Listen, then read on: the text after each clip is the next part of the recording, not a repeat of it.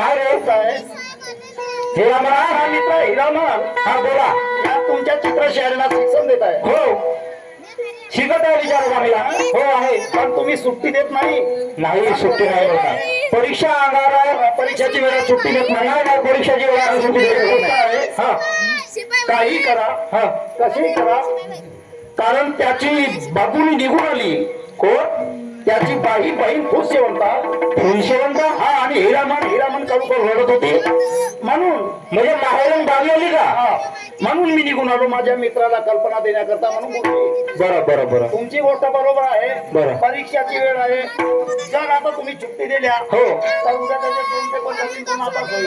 तेच तर बोललो तर सुट्टी नाही दे म्हणालो मी म्हणून काय म्हणतो हा. अरे गुरुरा आया गा.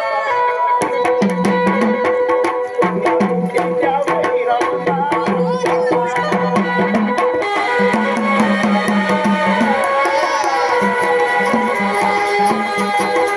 परीक्षेची वेळ आहे. अरे गुरुरा या गा. सुट्टी द्यावी रामाला.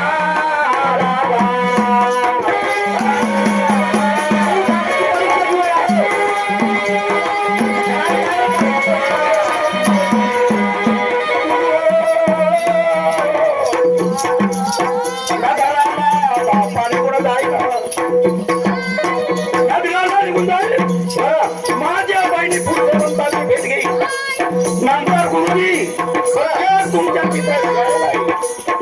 आणि आपल्या शिक्षण देऊन परीक्षा देऊन गुरुजी परीक्षामध्ये माझा पहिला नंबर मारे ठीक आहे अरे गुरुरा हा या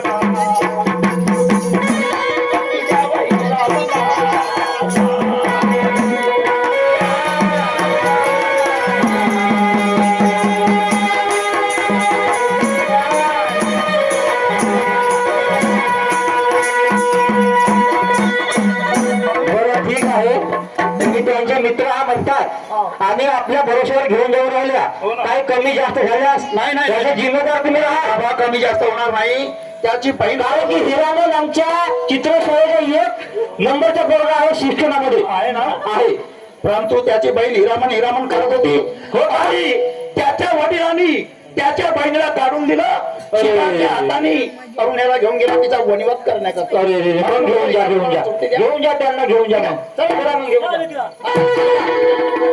ए आबा आपला बाळ हिरामन आगा कसा आगा पिठाच्या वळाला चालला आगा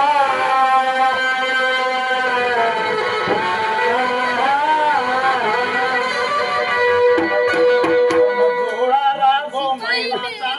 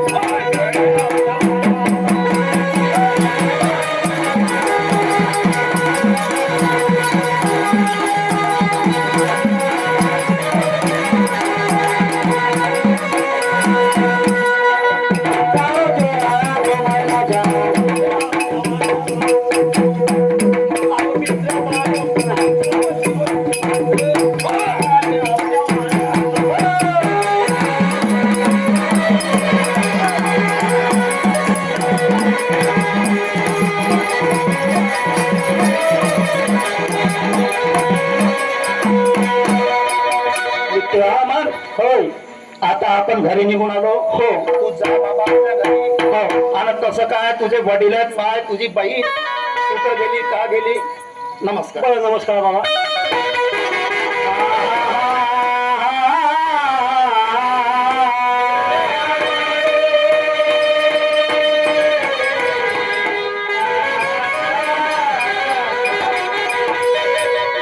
हिरा मंडळी गुणी आला हो अहो बहिणीचे नाव घेताना बापा हिरा म्हणाला अरे बाळलं चाला बापा आपल्या आला वडिलाच्या मंदिराला आवाज गेला पाहिजे माझ्या त्या पितळाच्याला विठ्ठल पूर्ण गरी बाबा राजा माझे गा आई जय सैन म्हणाव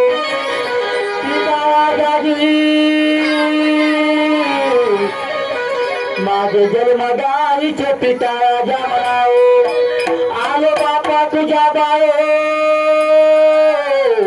अहो बाळ तुझ्या हिरामन म्हणाव माझ्या बाबा बाबाजी हिरामन नमस्कार बाबा. का रे कशाला शेतातून निघून आला बे बाबाजी आले बापा बहिणीची बातमी मला म्हणाव हो तो बापा